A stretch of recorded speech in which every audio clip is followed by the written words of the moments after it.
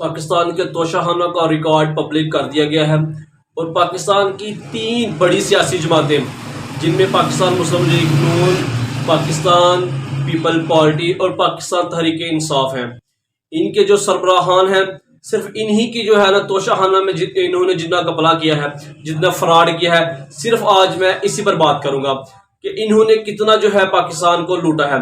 تو اس وجہ سے پاکستان آج جو ہے اس کنگالی کی حالت میں آ چکا ہے کہ یہ ڈیفالٹ ہونے کے قریب ہے۔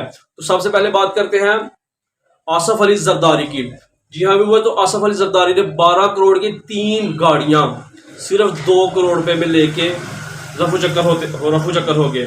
دوسرے نمبر پر آتے ہیں میاں محمد نواز شریف صاحب، جو کہ اس وقت بیمار ہیں اور لندن میں اپنا علاج کروا رہے ہیں، وہ فوٹیج پہ آپ دیکھتے رہتے ہیں اکثر۔ تو ان کی بات کرتے ہیں، انہوں نے 3 کروڑ 60 لاکھ کے تحائف جو ہیں صرف اور صرف 76 لاکھ روپے میں لے کے چلے گئے، وہ بھی تو انہوں نے صرف اور صرف 76 لاکھ روپے جمع کرائے تھے۔ اب تیسرے نمبر پر بات کرتے ہیں جو بہت ہی مشہور ہوئے، جن پر بہت ہی زیادہ جو ہے سوشل میڈیا پر ٹرول کیا جاتا ہے، وہ ہے عمران خان صاحب، جنہیں گھڑی چور بھی کہا جاتا ہے۔ تو انہوں نے 10 کروڑ سے زائد کے تحائف جو ہیں صرف اور صرف 2 کروڑ روپے توشہانہ میں ادا کر کے، یہ بھی توشہانہ سے جو ہے نا 10 کروڑ کے تحائف لے کر چلے گئے۔ تو یہ وجہ ہے، یہ تو صرف 3 سربراہان کی میں نے بات کی ہے۔ ان کے جو ہے ان کے جو وزیر ہیں، مشیر ہیں، ان کا تو آپ خود اندازہ کریں کہ یہ اتنے کرپٹ ہیں تو وہ کتنے کرپٹ ہوں گے، ٹھیک ہے۔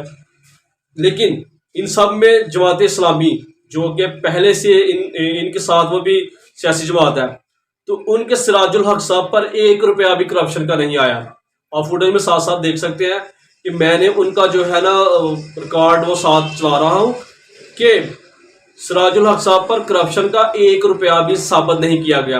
اگر میں تحریک لبیک پاکستان کی بات کروں تو آپ یہ کہیں گے کہ ان کا کوئی بھی جو امیدوار ہے وہ جیتا نہیں ہے، تو انہوں نے کرپشن کہاں سے کرنی تھی؟ اس لیے میں نے تحریک لبیک پاکستان کی بات نہیں کی۔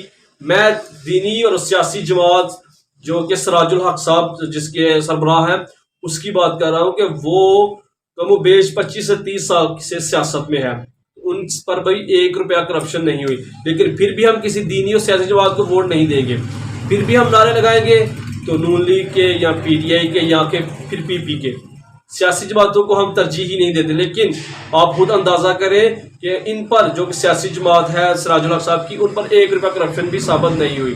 Thanks for watching.